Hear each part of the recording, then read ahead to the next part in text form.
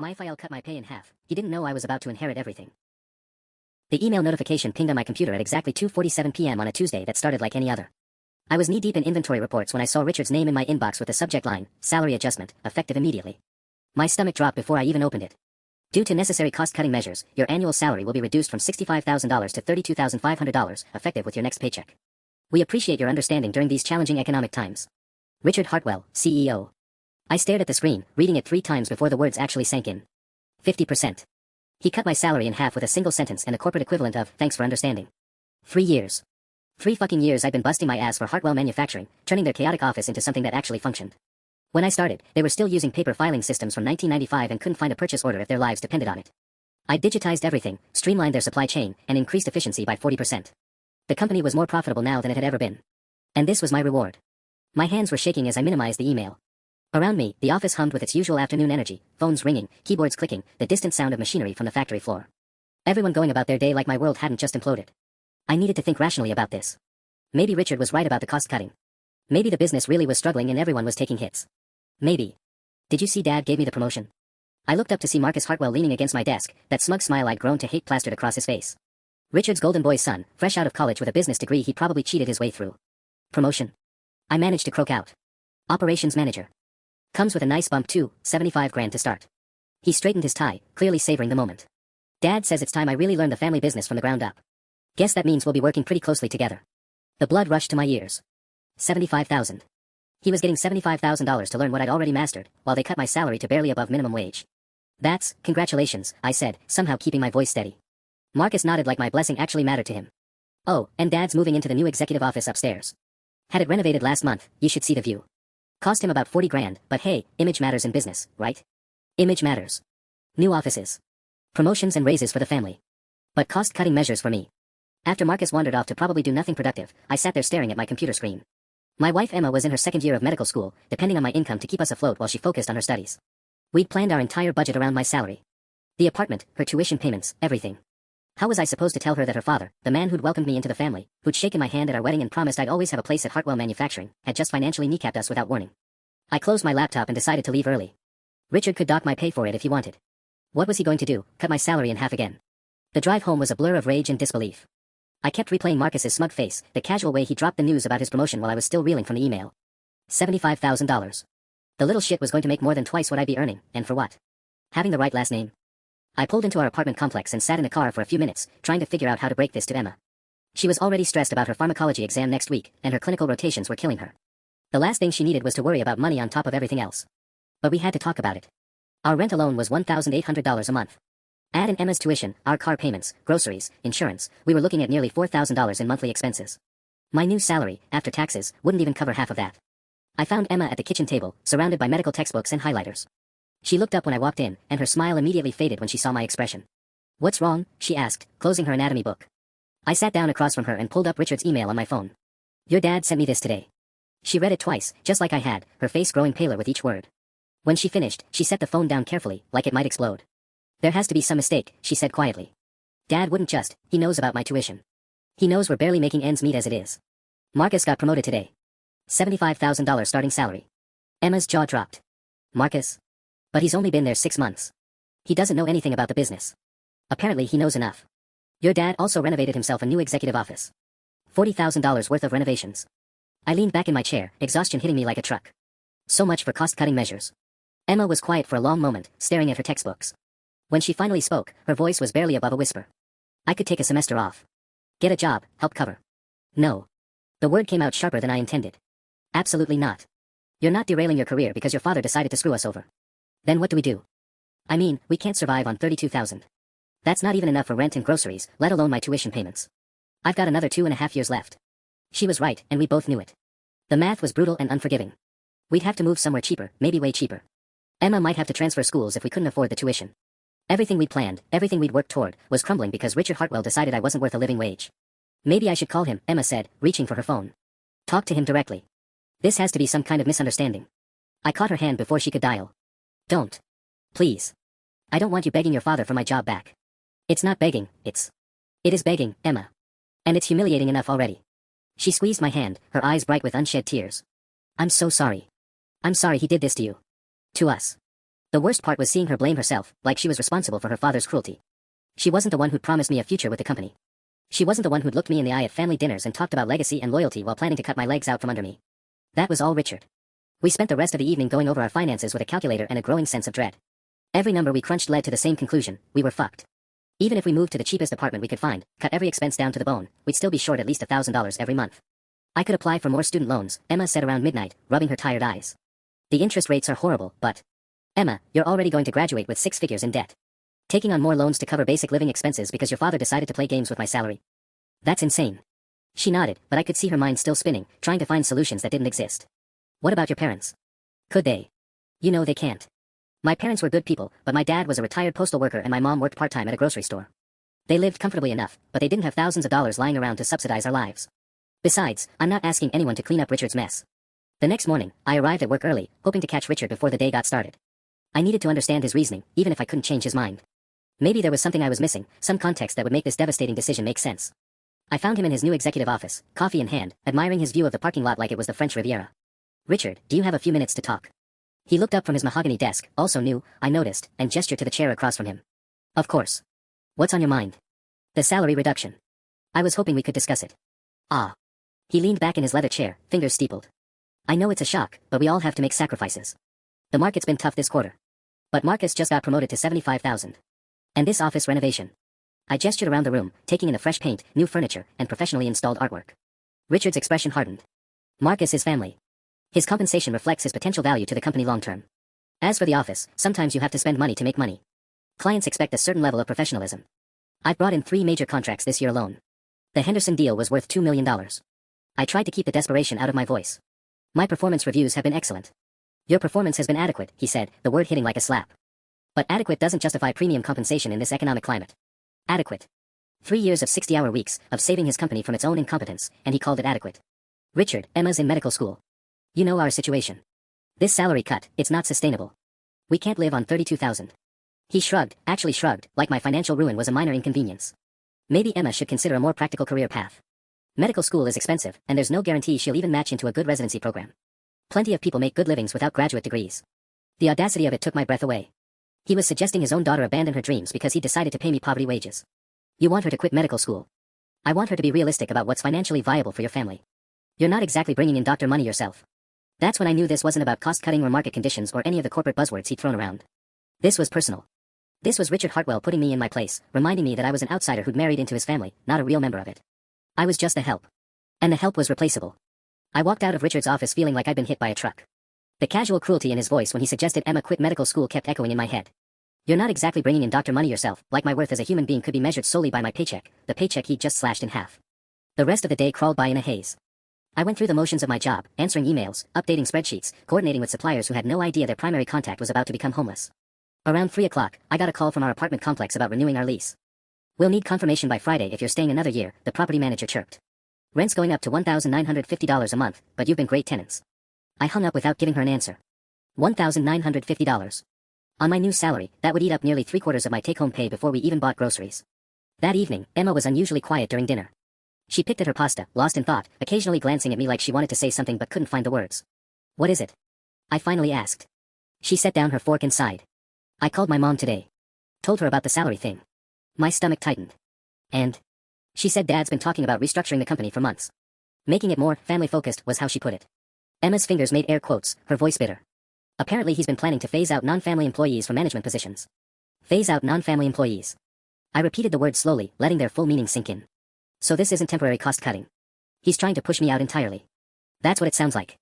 Mom seemed surprised when I told her about your salary cut. She thought Dad was just going to offer you a different position. Something in the warehouse, maybe. The warehouse. Minimum wage, manual labor, no benefits. Richard's endgame was becoming crystal clear. He'd make my current position so financially impossible that I'd have no choice but to quit or accept whatever scraps he threw my way. Your mom didn't seem to think this was wrong. I asked. Emma's cheeks flushed with embarrassment. She said family businesses need to prioritize family members for key roles. That it's just how these things work. She paused, then added quietly, she suggested maybe you could go back to school, get an MBA or something. Make yourself more valuable. More valuable. As if 3 years of turning their dysfunctional company around hadn't already proven my worth. As if I could afford graduate school on $32,000 a year while supporting Emma through medical school. There's something else, Emma continued, her voice getting smaller. Mom mentioned that Marcus has been asking Dad about giving him more responsibility. Specifically, the contracts and client relationships you've been managing. Of course. It wasn't enough to cut my pay and humiliate me. They wanted to strip away the parts of my job that actually mattered, leaving me with filing and data entry while Marcus took credit for the relationships I'd spent years building. I pushed my plate away, suddenly feeling sick. They're not just trying to push me out, Em. They're trying to erase me.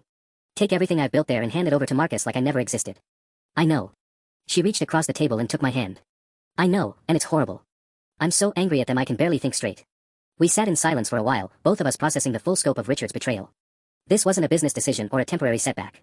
This was a calculated campaign to destroy my career and force me out of the family entirely. My phone buzzed with a text from my mom, *, call me when you get a chance, honey. Got some mail here you'll want to know about, *. I almost ignored it, the last thing I needed was more complications, but something in her tone made me curious. I should call my mom back, I told Emma. She says there's mail for me. Emma nodded absently, already pulling her pharmacology textbook closer. Even with everything falling apart, she still had exams to worry about. I stepped onto our tiny balcony and dialed my mom's number. Oh good, you called back, she said immediately. Listen, there's a letter here from a law firm. Whitmore, Davidson and Associates. Looks official. My heart stopped. A law firm? Mom, I haven't done anything that would. No, honey, it's not that kind of letter. It says something about an estate. Your grandmother's estate. I gripped the phone tighter. Which grandmother? Your father's mother. Margaret. The one you never met. The one who'd cut my dad out of her life when he married my mom. Margaret Whitmore had been old money, the kind of New England wealth that came with trust funds and country clubs and very strong opinions about who was suitable marriage material. My mom, a waitress from Ohio, definitely hadn't made the cut. Mom, she's been dead for years. That's what I thought too, but this letter is dated last week. Hold on, let me read it to you. I heard papers rustling. It's addressed to you specifically. Says you need to contact them immediately regarding the estate of Margaret Eleanor Whitmore, deceased. There's a phone number. This had to be some kind of mistake. My grandmother had made it crystal clear that my dad and his family didn't exist to her. She'd never sent a birthday card, never acknowledged my existence.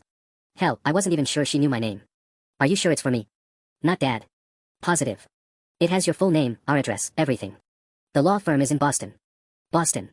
Where my grandmother had lived in her massive Beacon Hill mansion, according to the few stories my dad had told me. Stories that always ended with him reminding me that some bridges, once burned, could never be rebuilt. I don't understand why they'd be contacting me, I said, more to myself than to my mom. Neither do I, but expensive lawyers don't usually send letters for no reason. You should probably call them. After I hung up, I stood on the balcony for a long time, staring at the traffic below. The timing felt surreal. On the same day I'd learned about Richard's plan to systematically destroy my career, a ghost from my family's past was suddenly reaching out through lawyers. When I went back inside, Emma looked up from her textbook. Everything okay with your mom? There's a law firm trying to reach me about my dad's mother. The grandmother who disowned him. Emma's eyebrows shot up. The rich one. I thought she died years ago. So did I. Apparently not. I showed her the phone number my mom had given me. They want me to call them immediately about her estate. That's weird timing. Right? I'm getting fired by your dad and suddenly mystery lawyers are calling about a woman who pretended I didn't exist my entire life. Emma closed her book, giving me her full attention. What are you going to do? Call them, I guess. Though I can't imagine what she'd leave me. Probably a bill for the therapy she needed after being reminded she had poor relatives. But even as I said it, something nagged at me. Why would a law firm track me down specifically? Why not contact my dad, her actual son? And why now? I looked at the clock, 7:30 p.m. The law offices would be closed, but the letter had stressed urgency. Maybe they had an after-hours number. I'm going to call them, I decided. Whatever this is, I'd rather know tonight than spend the whole weekend wondering. Emma nodded. Want me to stay, or do you need privacy? Stay. If this turns out to be something crazy, I'll want a witness. I dialed the number, expecting to get a voicemail system. Instead, a crisp voice answered on the second ring. Whitmore, Davidson and Associates, this is Jennifer Clark speaking. Hi. This is David Chen. I got a letter saying you needed to speak with me about Margaret Whitmore's estate. Mr. Chen. Thank you for calling so promptly. I've been trying to reach you for weeks. We need to schedule an appointment as soon as possible. Are you available to come to our Boston office tomorrow? Tomorrow. What is this about exactly? I'm afraid I can't discuss the details over the phone, but I can tell you it's quite urgent. Mrs. Whitmore passed away 6 weeks ago, and there are time-sensitive matters regarding her that require your immediate attention. 6 weeks ago. While I'd been working 60-hour weeks for Richard, completely unaware that my estranged grandmother had been dying. What kind of time-sensitive matters? Mr. Chen, you're named as the primary beneficiary in Mrs. Whitmore's will. We really do need to meet in person to discuss the specifics. The phone slipped from my hand. Primary beneficiary. The words echoed in my head as I scrambled to pick up the phone from where it had clattered onto the balcony floor. Mr. Chen. Are you still there? Yes, sorry, primary beneficiary. Are you sure you have the right person? Margaret Whitmore cut my father out of her life 30 years ago. She never even met me. I understand this must come as a shock, but I assure you our records are correct. Mrs. Whitmore was very specific in her instructions. Can you be here tomorrow at 2 p.m.? I know it's short notice, but the estate has certain complications that make timing critical. Emma was staring at me with wide eyes, clearly picking up on my side of the conversation. I covered the phone's mouthpiece and whispered, she says I'm the primary beneficiary. Emma's jaw dropped. Mr. Chin. Jennifer's voice pulled me back to the call. Tomorrow is Friday, and I work in Connecticut. It would take me at least 3 hours to drive to Boston. This really cannot wait until Monday. Mrs. Whitmore's will contains provisions that must be executed within 60 days of her death. We're already at week 6, and there are several legal hurdles we need to navigate before the deadline. Legal hurdles. 60-day deadlines. This was starting to sound like the kind of complex estate planning that involved serious money. The kind of money that required teams of lawyers and strict timelines. What kind of provisions? I truly cannot discuss specifics over the phone, but I will say this: Mrs. Whitmore accumulated considerable wealth during her lifetime, and she was very particular about how it should be distributed. Your presence is absolutely essential. Considerable wealth. My hands were shaking as I gripped the phone. I'll be there. 2 o'clock. Excellent. Our office is at 150 Federal Street, 42nd floor. Bring identification and be prepared to spend several hours with us. This will not be a brief meeting. After I hung up, Emma and I sat in stunned silence. The evening traffic hummed below us, completely normal and mundane, while my world had just shifted on its axis for the second time in 2 days. David, Emma said slowly, what if this is real? What if your grandmother actually left you something substantial? I don't understand why she would. She hated my dad for marrying beneath his station. She never acknowledged my existence. Why would she suddenly make me her primary beneficiary? Maybe she regretted cutting your father off. Maybe this is her way of making amends. I thought about what little I knew of Margaret Whitmore. According to my dad, she'd been a force of nature, brilliant, ruthless, and completely unforgiving when crossed. She'd built her late husband's modest investment firm into a financial empire, then spent the rest of her life protecting that empire from anyone she deemed unworthy. Or maybe, I said, a darker thought occurring to me, she's using me to spite someone else. Rich people don't usually have simple motives for anything. Emma pulled out her laptop. What was her full name again? Margaret Eleanor Whitmore. I think so. Why? Let's see what we can find out about her. Emma's fingers flew over the keyboard. After a few minutes, she let out a low whistle. David, look at this. She turned the screen toward me. It was an obituary from the Boston Globe, dated 6 weeks ago. The headline read, Margaret Whitmore, investment pioneer and philanthropist, dies at 89. But it was the photograph that made my breath catch. Despite never meeting her, I could see echoes of my father's features in her sharp cheekbones and determined chin. She looked exactly like what she was, old money aristocracy, the kind of woman who could destroy careers with a phone call and buy companies on a whim. Keep reading, Emma urged. The obituary was extensive, detailing a life of remarkable achievement. Margaret had inherited a small investment firm from her husband in 1962 and transformed it into Whitmore Capital Management, one of New England's most successful private wealth firms. She'd served on the boards of multiple corporations, endowed scholarships at Harvard and MIT, and been a major patron of the Boston Symphony Orchestra. The final paragraph made my stomach lurch. Mrs. Whitmore is survived by several distant cousins. Her estate, valued at approximately $47 million, will be distributed according to her wishes as outlined in her will. $47 million. Emma, I whispered, what if Jennifer wasn't exaggerating about me being the primary beneficiary? Emma stared at the screen, then at me, then back at the screen. If this is real, if your grandmother actually left you her fortune. She trailed off, but I could see her mind working through the implications. $47 million would solve every problem Richard had created for us. It would pay for Emma's medical school, buy us a house, set us up for life. It would make Richard's petty power games completely irrelevant. It would make me richer than Richard Hartwell could ever dream of being. That night, I barely slept. Every time I closed my eyes, I saw numbers swirling around in my head: $47 million, $32,500, $75,000. The contrast was so absurd it felt like a fever dream. Yesterday I was panicking about making rent, and now I might be inheriting more money than I could spend in 10 lifetimes. Emma wasn't sleeping either. I could hear her tossing and turning, occasionally muttering medical terminology under her breath, her stress response to everything. Around 3 a.m., my phone buzzed. A text from Marcus, * Dad wants to see you first thing tomorrow. Something about transitioning your client responsibilities to me. Should be fun. Grinning face with smiling eyes *. The smugness radiated through the screen. I stared at that stupid emoji until my eyes burned. Marcus had no idea that in 12 hours, I might be wealthy enough to buy his father's company as a hobby. If the inheritance was real. That was still a massive if. I called in sick the next morning, citing a family emergency. It wasn't entirely a lie. Learning about a dead grandmother's potential fortune definitely qualified as a family situation. Richard's assistant, Helen, sounded suspicious when I called. Mr. Hartwell specifically wanted to meet with you today about some account transfers, she said in her pinched voice. Are you sure this can't wait until Monday? It really can't. Please tell him I'll be in first thing Monday morning. There was a pause. He's not going to be happy about this. Good, I thought. Let him be unhappy. Let him stew all weekend wondering why his newly impoverished son-in-law had suddenly developed a backbone. The drive to Boston took 4 hours through Friday morning traffic. I'd never been to a law office that occupied an entire floor of a downtown skyscraper, and the elevator ride to the 42nd floor gave me plenty of time to second-guess everything. What if this was all a massive mistake? What if Margaret had left me $100 and a lecture about knowing my place? The reception area screamed old money, Persian rugs, oil paintings of stern-looking men in colonial dress, mahogany furniture that probably cost more than my car. The receptionist, a woman in her 50s with perfect posture and pearls, looked like she'd been personally trained to intimidate people. Mr. Chen for Jennifer Clark, I told her. She studied me with the kind of thorough assessment that made me acutely aware of my off-the-rack suit and scuffed shoes. Ms. Clark will see you now. Conference room 3. Jennifer Clark turned out to be younger than I'd expected, maybe 40, with steel gray hair and a kind of sharp intelligence that made me understand why Margaret had chosen this firm. She stood when I entered, extending a firm handshake. Mr. Chen, thank you for making the trip. Please, sit down. Can I offer you coffee? Water? Coffee would be great. I needed the caffeine after my sleepless night. She poured from an expensive-looking carafe, buying herself a moment before settling across from me with a thick manila folder. I'll be direct, she began. Your grandmother's will is unusual. She left very specific instructions about how her estate should be handled, and frankly, some of those instructions are going to surprise you. My heart hammered against my ribs. How unusual. Margaret Whitmore spent the last 5 years of her life having you investigated, Mr. Chen. She hired private investigators to compile detailed reports on your character, your work ethic, your marriage, your financial situation. She knew about your job at Hartwell Manufacturing. She knew about Emma's medical school plans. She even knew about the salary cut you received 2 days ago. The coffee cup slipped in my hands. She knew about the salary cut. But she died 6 weeks ago. Jennifer's smile was grim. Mrs. Whitmore had contacts everywhere, including someone inside Hartwell Manufacturing who kept her informed about Richard's plans regarding you. Someone inside the company was feeding information to my dead grandmother. The paranoia was immediate and consuming. Who had been watching me? Reporting on me? Why? I managed to ask. Why was she investigating me? Because, Jennifer said, opening the folder and revealing documents with my name scattered throughout, Margaret Whitmore spent 30 years regretting the way she treated your father. And she wanted to make sure her heir was worthy of fixing her mistakes. Jennifer slid a thick document across the mahogany table. This is your grandmother's will. I'd recommend reading the personal letter she left for you first. It explains her reasoning better than I can. My hands trembled as I opened a cream-colored envelope marked, for David Chen, in elegant handwriting. The letter inside was 3 pages long, written in the same careful script. David. Asterisk, by the time you read this, I will be dead, and you will be wondering why a woman who never acknowledged your existence has suddenly thrust herself into your life. The answer is complicated, rooted in pride, regret, and a stubborn old woman's attempt to right 30 years of wrongs, asterisk. Asterisk, I cut your father from my life because I believed Margaret Whitmore's bloodline deserved better than a waitress from Ohio. I was a fool. I spent 3 decades punishing a good man for the crime of choosing love over status, and in doing so, I lost the chance to know my only grandchild, asterisk. Asterisk, for the past 5 years, I have watched you from afar. I know about your dedication to a job that underpays your worth. I know about the 60-hour weeks you worked to support Emma through medical school.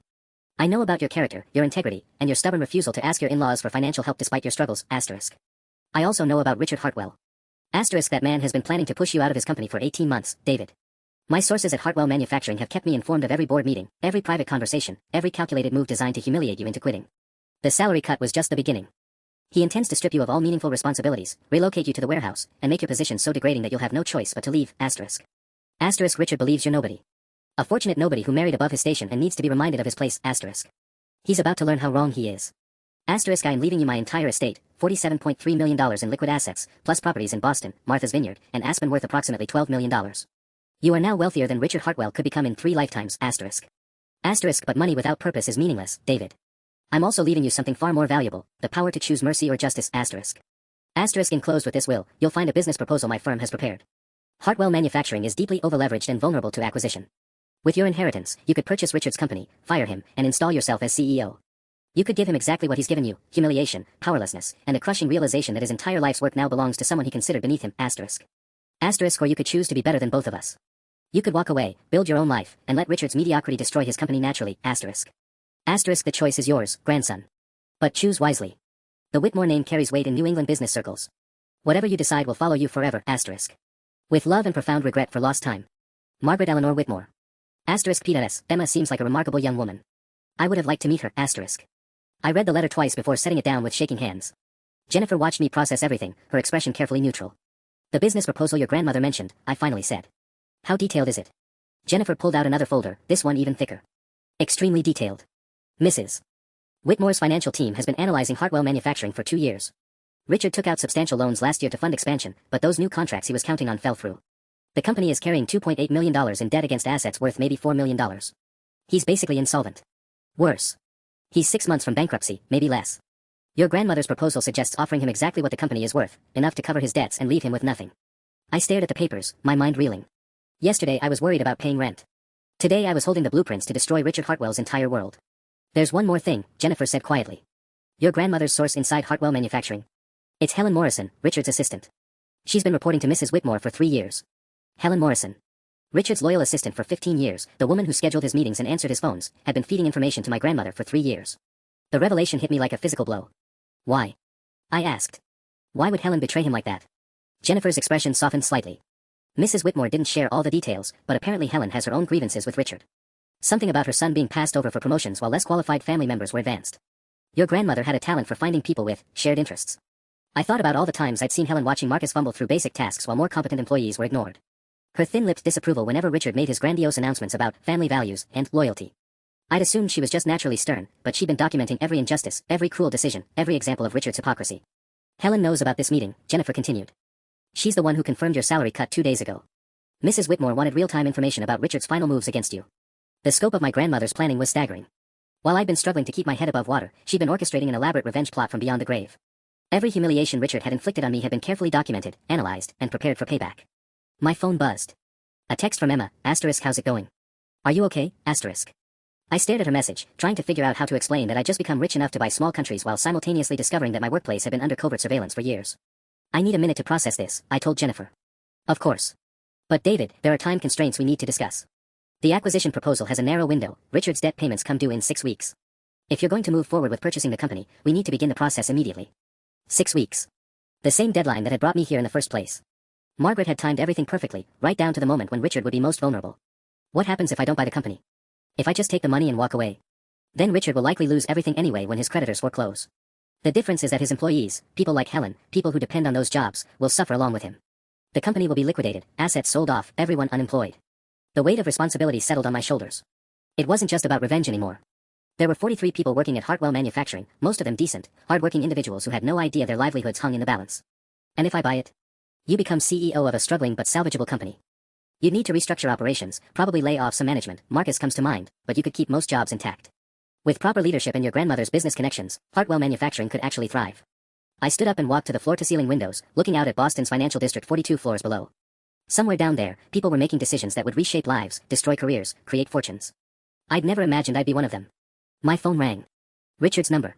I should probably take this, I told Jennifer. David, where the hell are you? Richard's voice was sharp with irritation. Marcus has been waiting all morning to discuss the Henderson account transition. We had a meeting scheduled. I'm in Boston dealing with a family emergency. I told Helen I'd be out today. Family emergency?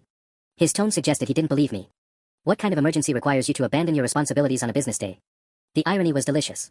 In about 10 minutes, I'd be signing papers that would make me his boss, and he was lecturing me about responsibility. The kind that can't wait until Monday, I said evenly. Well, it needs to wait now. I'm implementing immediate changes to your role, and your input isn't optional. Be here Monday morning at 7 a.m. sharp, or start looking for a new job. The line went dead. Jennifer raised an eyebrow.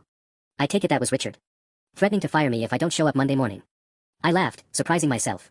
He has no idea he just threatened his future boss. So you've made your decision. I looked at the acquisition papers, at Margaret's letter, at the phone that had just delivered Richard's final insult. The choice wasn't really about money or revenge anymore. It was about justice, responsibility, and the kind of man I wanted to be. Let's buy a company. The paperwork took 3 hours. 3 hours of signatures, initials, and legal documents that would fundamentally alter the trajectory of multiple lives. Jennifer walked me through every detail with the precision of someone who'd orchestrated hostile takeovers before, but this felt different. More personal. The offer will be presented to Richard Monday morning, she explained as I signed the final page. We're structuring it as a distressed asset acquisition through a shell company, Whitmore Holdings LLC. Your name won't appear anywhere in the initial documentation. How long before he knows it's me? That depends on how quickly he accepts. If he tries to negotiate or delay, we'll reveal your involvement to expedite the process. Your grandmother was very specific, she wanted you to have the element of surprise for as long as possible. Even in death, Margaret was playing chess while everyone else played checkers. The woman had orchestrated a financial ambush that would make Sun Tzu proud. My phone had been buzzing constantly during the signing process. 7 missed calls from Richard, 4 from Marcus, and 2 from Emma. The vultures were circling, completely unaware that their prey had just grown claws. There's one more thing we need to discuss, Jennifer said, pulling out a smaller envelope. Your grandmother left specific instructions about your current employment. She strongly recommended you continue working at Hartwell through the acquisition process. Continue working. Why would I do that when Richard just threatened to fire me? Because, Jennifer's smile turned predatory, walking into that office Monday morning with $47 million in your bank account, watching Richard treat you like disposable trash while you secretly own his future, your grandmother felt that would be the ultimate test of your character. The psychological warfare aspect was breathtaking. Margaret wanted me to experience every humiliation, every condescending comment, every power play while knowing I held the nuclear option in my back pocket. It was either brilliant or sadistic. Possibly both. What if I can't handle it? What if I break and tell him everything? Then you'll have learned something valuable about yourself. But Mrs. Whitmore didn't think you would. Her investigative report specifically noted your self-control under pressure. I thought about the past 3 years of swallowing my pride, taking Richard's abuse with professional calm, never once losing my temper despite constant provocation. If that hadn't broken me, maybe I could survive a few more days. How long would the charade need to continue? The acquisition should close within 2 weeks, assuming Richard doesn't do anything foolish like try to fight it. The moment the papers are finalized, Hartwell Manufacturing belongs to you. Every employee, every contract, every debt, all of it transfers to your control. The drive home felt surreal. I'd left Connecticut that morning as a nearly broke office manager facing unemployment. I was returning as one of New England's wealthiest individuals with the power to reshape lives with a phone call. The Honda Civic I was driving would probably be the last modest thing about my existence. Emma was waiting when I got home, practically vibrating with nervous energy. She pounced the moment I walked through the door. Well, what happened? Please tell me it's good news because I've been imagining worst-case scenarios all day. I pulled out my phone and showed her the bank notification that had arrived during the drive home. Margaret's liquid assets had been transferred pending final estate clearance, $47.3 million, temporarily restricted but legally mine. Emma stared at the screen for a full minute without speaking. When she finally looked up, her eyes were bright with unshed tears. David, we're actually rich. Like, never worry about money again rich. We're buy your father's company and fire him rich, I corrected. Her expression shifted to something between shock and dark amusement. Please tell me you're actually going to do that. Monday morning, Jennifer's law firm is making Richard an offer he can't refuse. By the end of next week, I'll own everything he spent his life building.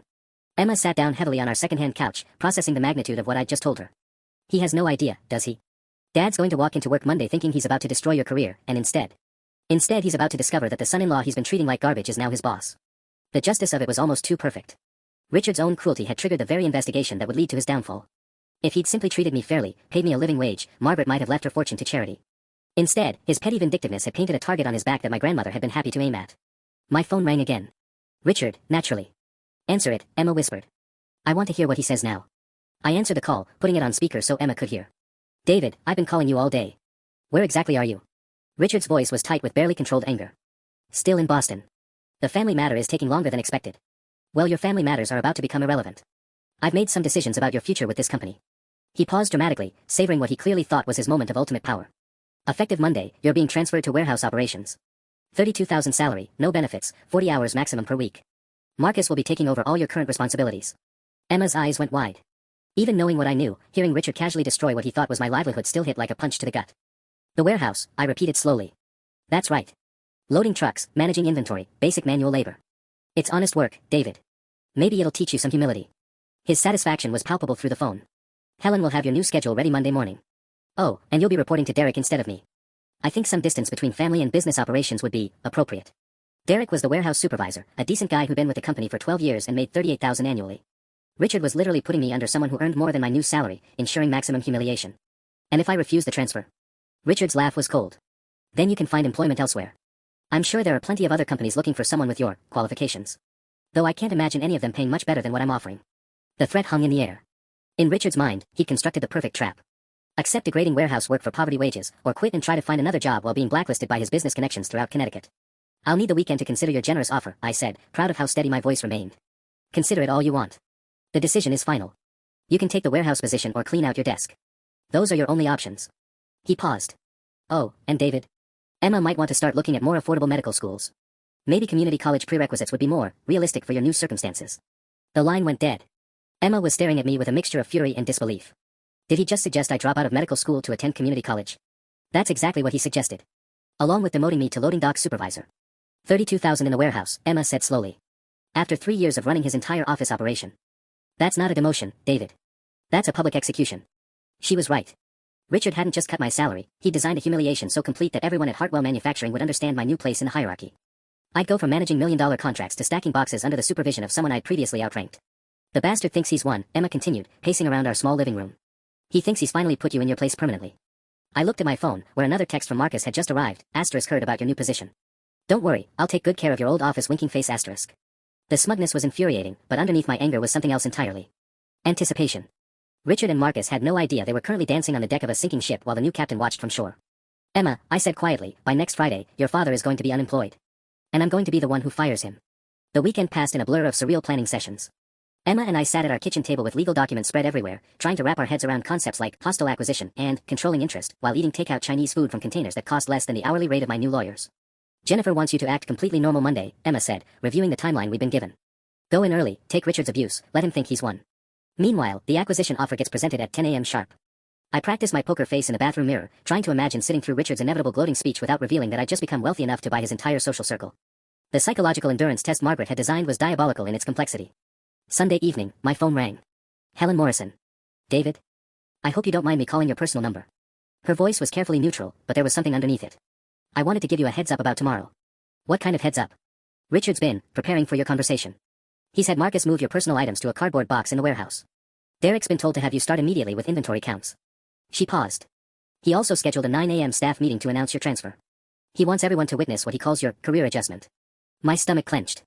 Richard wasn't just demoting me, he was staging a public humiliation in front of every employee. A deliberate spectacle designed to crush whatever dignity I had left. Helen, I said carefully, can I ask you something? How long have you known about Margaret Whitmore? The silence stretched for nearly 10 seconds. When she finally spoke, her voice was barely above a whisper. 3 years. Ever since my son Tommy got passed over for the supervisor position they gave to Richard's nephew. Mrs. Whitmore's people approached me a week later. And you've been reporting on everything since then? Everything. Every cruel decision, every family member hired overqualified employees, every time Richard laughed about keeping salaries low while he renovated his office. Her voice gained strength. That man destroyed my boy's confidence, David. Tommy's a good worker, better than half the family members Richard's promoted. But he'll never advance there because his last name isn't Hartwell. The personal betrayal Richard was about to experience suddenly felt more justified. Helen wasn't just my grandmother's spy, she was a mother protecting her son from a system designed to crush people like them. Tomorrow's going to be interesting, I said. Yes, it is. David? Mrs. Whitmore was right about you. You never deserved what they put you through. After Helen hung up, I sat in the growing darkness of our apartment, thinking about all the people Richard had casually damaged over the years. Tommy Morrison, passed over despite merit. Dedicated employees watching incompetent family members get promoted above them. Workers afraid to ask for raises while Richard spent $40,000 redecorating his office. Tomorrow wasn't just about revenge anymore. It was about justice for everyone who'd suffered under Richard's petty tyranny. Emma found me on the balcony around midnight, staring at the city lights below. Having second thoughts, she asked, settling beside me. No. I'm thinking about all the people your father has screwed over who don't have dead grandmothers with millions of dollars. What happens to them? They get a new boss who actually gives a shit about fairness, Emma said firmly. David, you're not doing this just for revenge. You're doing it because someone needs to fix that place. She was right. Tomorrow morning, I'd walk into Hartwell Manufacturing for the last time as Richard's victim. By tomorrow evening, I'd own everything he'd ever built. Monday morning arrived with the kind of crisp October air that made everything feel sharper, more intense.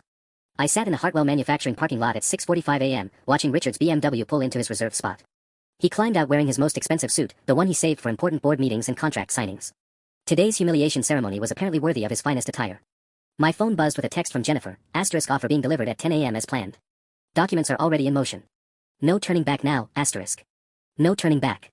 I stared at the building where I'd spent 3 years proving my worth, only to have it thrown back in my face. In 3 hours, the power dynamic would shift so dramatically that Richard wouldn't know what hit him. I walked through the front entrance at exactly 7 a.m., just as Richard had demanded. Helen looked up from her desk, her expression carefully neutral, but I caught the slight nod she gave me. Everything was in motion. David. Richard's voice cut across the lobby. My office. Now. He was practically vibrating with anticipation as I followed him upstairs. His newly renovated office felt like a throne room designed for this exact moment, the mahogany desk positioned to maximize intimidation, the view arranged to remind visitors of his elevated status. Sit down, he commanded, not bothering with pleasantries. I want to make sure you understand exactly what's happening here. I sat in the uncomfortable chair across from his desk, the same chair where countless employees had probably received bad news over the years. Richard leaned back in his leather executive chair, savoring what he clearly believed was his moment of ultimate victory. You've been a disappointment, David. When Emma first brought you around, I thought maybe she'd found someone with potential. Someone who could contribute to the family legacy. He shook his head with theatrical sadness. Instead, I got an employee who thinks he's entitled to executive compensation for doing basic administrative work. Basic administrative work. I repeated his words flatly, not trusting myself to say more. That's right. You've been coasting on Emma's name for 3 years, expecting to be treated like family while contributing nothing special to this company. He pulled out a manila folder. Your new employment contract. Warehouse operations, $32,000 annually, no advancement opportunities. Sign it, or clean out your desk. I looked at the contract without picking it up. The terms were even worse than he described over the phone. No health insurance, no paid vacation, mandatory overtime during busy periods at the same hourly rate. It was designed to be so degrading that no self-respecting person would accept it. The staff meeting is in 90 minutes, Richard continued. I'll be announcing your transfer then. I want everyone to understand that performance matters here, that family connections only go so far. My phone vibrated. A calendar reminder, 10:00 a.m., Whitmore Holdings acquisition offer presentation. Richard, I said carefully, what if I told you that in about 2 hours, your entire world is going to change? His eyebrows shot up, then he laughed. Actually laughed. What's that supposed to mean? Are you threatening me, David? Not threatening. Just suggesting you might want to reconsider how you treat people. Reconsider. His amusement turned to cold anger. Let me tell you something about reconsidering. I've reconsidered keeping you employed at all. I've reconsidered letting Emma continue her expensive little medical school hobby while you drain resources from my company. Maybe it's time both of you reconsidered your life choices. The casual cruelty in his voice was staggering. He wasn't just firing me, he was threatening to sabotage Emma's entire future out of spite. My phone buzzed again. Jennifer, asterisk courier is en route to Richard's office. ETA 10:05 a.m. Hope you're ready for this, asterisk. You know what, Richard? I stood up, leaving his contract and signed on the desk. I think I'll wait until after your 10 a.m. appointment to make any career decisions. What 10 a.m. appointment? I smiled for the first time since entering his office. Oh, you'll see. Trust me, you're going to find it very educational. The confusion on his face was beautiful. For the first time in our relationship, Richard Hartwell had no idea what was coming next. And he had exactly 58 minutes left to enjoy that ignorance. I left Richard's office and made my way to the break room, needing coffee and a few minutes to steady my nerves. The familiar ritual of filling my mug helped ground me as employees trickled in for the Monday morning rush. Sarah from accounting nodded hello, completely unaware that her boss was about to receive the shock of his lifetime. Derek from the warehouse grabbed his thermos, probably wondering why he'd been asked to prepare orientation materials for a new inventory clerk. At 8:45, Marcus strutted through the main office like he owned the place, which I suppose he thought he did. He'd clearly dressed for the occasion too, new shirt, expensive tie, that insufferable confidence that came from never having to earn anything in his life. "Morning, David," he called out cheerfully. "Ready for your big career change?" "Dad's got quite the announcement planned." "I'm sure he does," I replied, sipping my coffee. "Should be memorable." "Oh, it will be. For you especially." He lowered his voice conspiratorially. "Between you and me, I think this is actually good for you. Manual labor builds character. Maybe a few years in the warehouse will teach you some humility." The irony was so thick I could taste it. In 15 minutes, Marcus would learn that the person he was condescending to had just become wealthy enough to buy his trust fund as pocket change. Helen's voice crackled over the intercom. "All staff please report to the main conference room for a mandatory meeting at 9 a.m. The conference room filled quickly. 43 employees packed into a space designed for 30, everyone murmuring speculation about the sudden gathering. Richard loved his dramatic announcements, but mandatory Monday morning meetings were unusual even for him. I took a seat in the back corner, next to Tommy Morrison, Helen's son. He was 26, sharp as hell, and had been stuck in the same entry-level position for 3 years while watching Richard's college buddies' kids get promoted above him. "Any idea what this is about?" Tommy whispered. "Career development," I said quietly. "Big changes coming." Richard entered at exactly 9 a.m., Marcus trailing behind him like an eager puppy. They positioned themselves at the front of the room with the kind of theatrical positioning that suggested this performance had been rehearsed. "Thank you all for gathering on short notice," Richard began, his voice carrying that particular tone of false regret that preceded bad news. "As you know, we're always working to optimize our operations and ensure every employee is positioned where they can contribute most effectively." The corporate speak was nauseating. Around the room, I could see people shifting uncomfortably, recognizing the warning signs of an impending announcement nobody would like. To that end, we're implementing some organizational changes. David Chen has been with us for 3 years in an administrative capacity, and we've decided his talents would be better utilized in our warehouse operations, effective immediately. The room went dead silent. I felt every pair of eyes turned toward me, some sympathetic, others carefully neutral, a few showing the kind of relief that came from dodging the bullet yourself. "Derek will be providing David with his new responsibilities and schedule," Richard continued smoothly. "This restructuring allows us to promote Marcus to operations manager, where his business education and fresh perspective will drive our continued growth." Sarah from accounting looked genuinely shocked. She'd worked with me on dozens of projects and knew exactly how much I contributed to daily operations. The idea that my talents were better suited to loading trucks was absurd, and her expression said as much. But the real reveal was still 90 seconds away. I checked my phone, 9:58 a.m. "Are there any questions about these changes?" Richard asked, clearly hoping there wouldn't be. Nobody spoke. What was there to say? When the boss decided to publicly humiliate someone, questioning it was a good way to become the next target. My phone vibrated with a text from Jennifer, *courier entering building now. "Here we go, *. I smiled and raised my hand. Richard's eyebrows rose in surprise. "Yes, David? You have a question about your new position?" I stood up slowly, feeling 43 pairs of eyes on me. "Actually, I was wondering if you might want to postpone this meeting for a few minutes. I think you're about to receive some important information that might affect these organizational changes." His face darkened. "David, this is neither the time nor the place for." Helen's voice cut through the tension over the intercom. "Mr. Hartwell, there's a courier here with an urgent delivery that requires your immediate signature." Perfect timing. Margaret would have been proud. Richard's jaw tightened. "Tell them to wait. We're in the middle of." "Sir," Helen's voice was insistent, "they're from Whitmore, Davidson and Associates. They said it's time-sensitive legal documentation that cannot be delayed." The color drained from Richard's face. He knew that name, anyone in New England business circles knew that name. Whitmore, Davidson and Associates didn't deliver routine paperwork. Excuse me for just a moment," he stammered, his confidence evaporating. "Marcus, keep everyone here. I'll be right back." He practically ran from the room, leaving Marcus to face 43 confused employees who had no idea why their CEO had just fled from his own meeting. I pulled out my phone and opened the banking app, refreshing my account balance. $47.3 million stared back at me, along with a new notification: wire transfer complete, Hartwell Manufacturing Acquisition Fund, $3.2 million. Tommy Morrison leaned over. "Dude, what the hell is happening?" "Justice," I whispered back. Finally.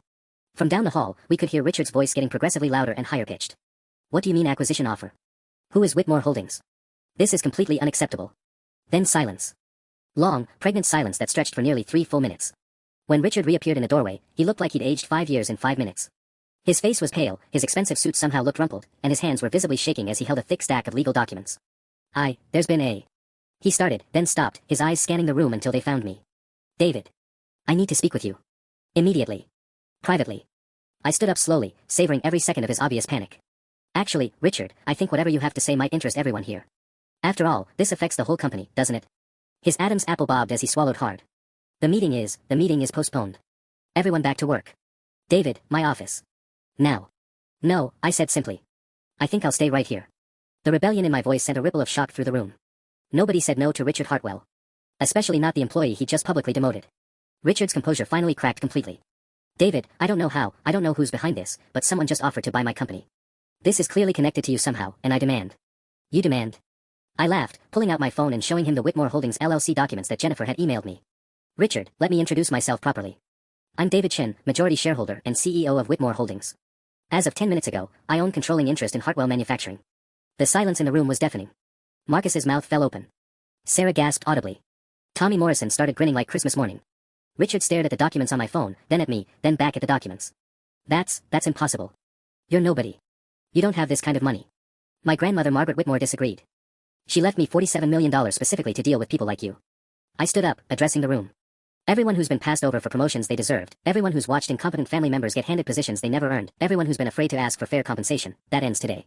I turned back to Richard, who looked like he was about to collapse. Richard Hartwell, you're fired. Security will escort you from the building within the hour. Marcus, you're also terminated, effective immediately. Your combined severance package is whatever's in your desk drawers. The room erupted. Some people cheered, others sat in stunned silence, a few started crying with relief. Tommy Morrison, I called out, congratulations on your promotion to operations manager. Sarah, you're now chief financial officer. Derek, how does assistant general manager sound? Richard found his voice one last time, you can't do this. This company is my life's work. Was your life's work, I corrected. You should have thought about that before you tried to destroy mine. As security escorted a broken Richard Hartwell from the building he'd ruled for 20 years, I couldn't help but smile. Margaret had been right. Justice felt pretty good.